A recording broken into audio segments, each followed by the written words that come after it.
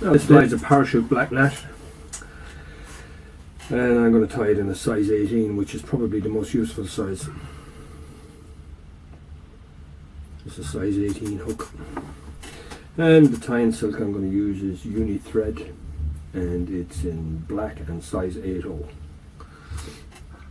I start off as usual by tying in the tying thread just behind the eye of the hook, and I work my way back along to approximately just short of halfway. The wing post is going to be tied up this material here. It's not EasyJet. I don't know if it's actually made anymore. This is an old pack, but I find it extremely useful for tying wings on all types of flies, including spinners and particularly parachutes. So here I have a little piece of cut off, and I pinch it onto the hook like this, pinch and loop, and tie it in 3 or 4 turns. The little bit that's hanging at the back here, I cut at an angle, and that lends itself to tapering as you move back along the hook to just short of the bend. The tail I'm going to take from this black hackle here. The one thing you will need to tie this fly is good quality hackle. I'll get to that in a moment. In any case, here's the tail, and I tie the tail in as approximately the same length as the body. And move forward. Just trim that there.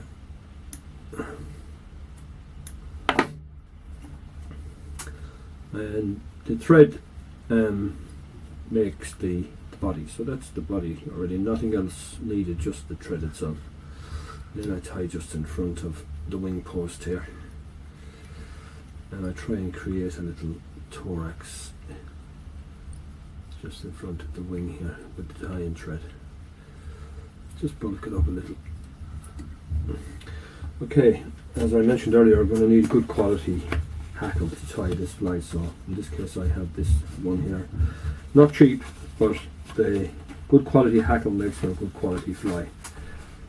So I'm going to take out one of these hackles here.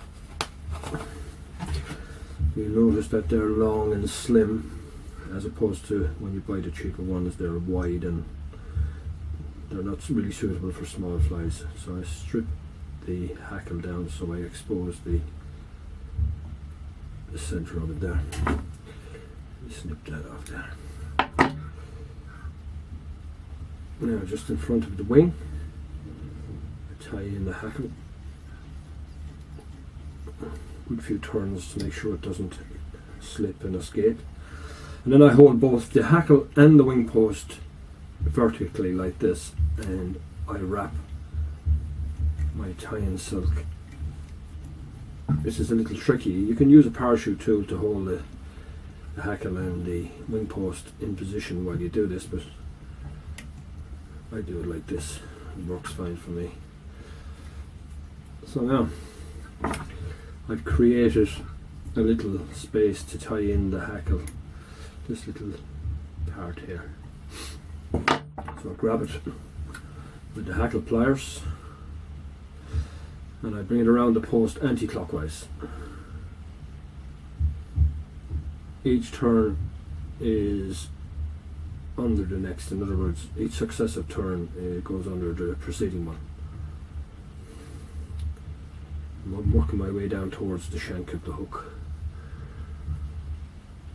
Now that's enough turns. Now this is the tricky part, is to tie in the hackle without trapping all the hackle fibres. So I just use my thumb and forefinger and I pinch everything out of the way, and I get, if I can get 3 or 4 turns on it pretty tight, and then snap off the hackle like that. Pinch everything back out of the way again and tie down. Now there's a couple of errant fibres there, so just snip them off, and then Again, pinch everything out of the way and whip finish at the same time. I'm used to doing it. Maybe if you're not used to doing it, it can be a bit of a struggle, but fly tying is all about learning. Everybody's learning all the time.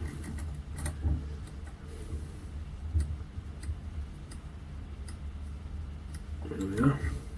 That's created enough of thorax. So now what I'm going to do is I'm going to add a little rub of hard as nails. Just apply a little to the tying thread like that. And then pinch everything out of the way and whip finish. There we are.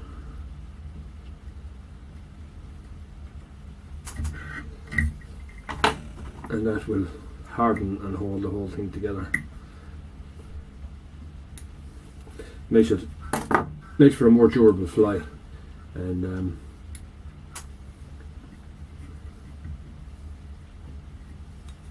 then cut the wing to approximately 2/3 the size or the length of the body of the fly, approximately. And that's it essentially. That's parachute black gnat. Very good fly, obviously, when there's black gnats around, or any small black fly. 18 is probably the most useful size, although I do use 20s in low water conditions during the summer, and the trout like it. I wouldn't be without it in my box. So that's the parachute black gnat.